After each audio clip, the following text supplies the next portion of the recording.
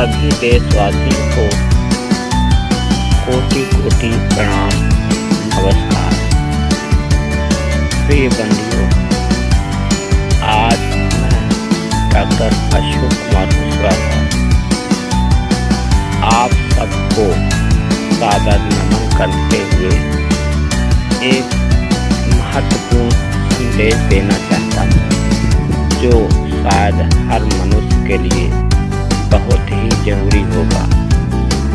आप सब जानते हैं कि आज हर व्यक्ति अपने जीवन के विकास के लिए लगातार प्रयास कर रहा है, चाहे वो किसी धर्म को मानता हो, जाति को मानता हो, पंथ को मानता हो, व्यवसाय को मानता हो, अपने आप को श्रेष्ठ समझता हो या एक दूसरे को हम छोटा बड़ा समझते हो, लेकिन मकसद एक ही है, अपने जीवन का विकास।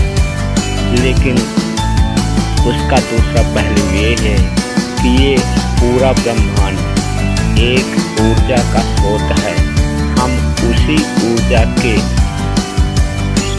कण हैं, सूक्ष्म कण हैं, अति सूक्ष्म कण हैं, जो पूरे ब्रह्मांड में विद्यमान है, जो ना छोटी है ना बड़ी है, ना उसे धर्म से मतलब है, ना उसे जाति से मतलब है, ना उसे आत्मा से मतलब है, ना उसे परमात्मा से मतलब है, ना वो किसी प्रकार का भेद करती है, ना वो छोटी है ना बड़ी है।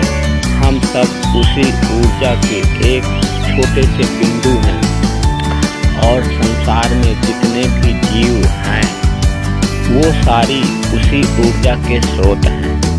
लेकिन हम हमारे गुरुओं द्वारा उनके ज्ञान की कमियां यदि हम माने तो अतिशयोक्ति नहीं होगी। उन्हें जितना ज्ञान था उन्होंने हमें पढ़ोसा, किताबों के माध्यम से, ग्रंथों के माध्यम से, और जितने भी आविष्कार हुए हैं वो सब उसी ऊर्जा के द्वारा मनुष्य ने आविष्कार किए।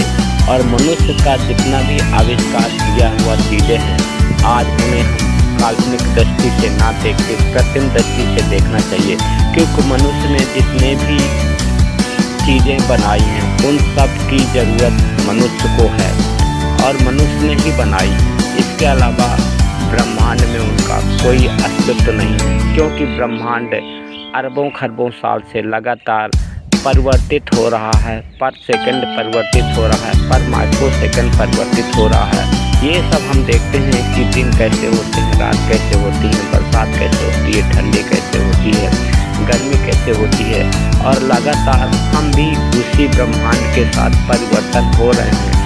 ये इसलिए कि हम उसी ब्रह्मांड के ही हिस्से हैं। हम चाहे पानी के रूप में हो, अग्नि के रूप में हो, आकाश के रूप में हो, पृथ्वी के रूप में हो या हवा के रूप में हो, जैसे ये सारी चीज़ें परिवर्तित हो रही हैं, हम भी निरंतर परिवर्तन हो रहे हैं और एक ना एक दिन उसी परिवर्तित ऊर्जा में हम मिल जाते हैं।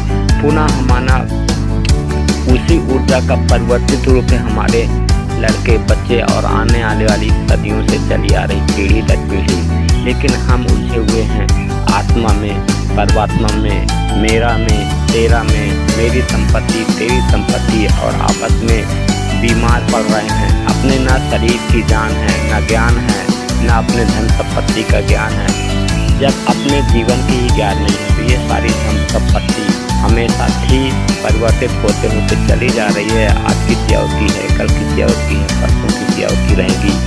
कहने का मतलब है कि हम इन सारी समस्याओं की जड़ हम खुद ही पैदा कर रहे हैं।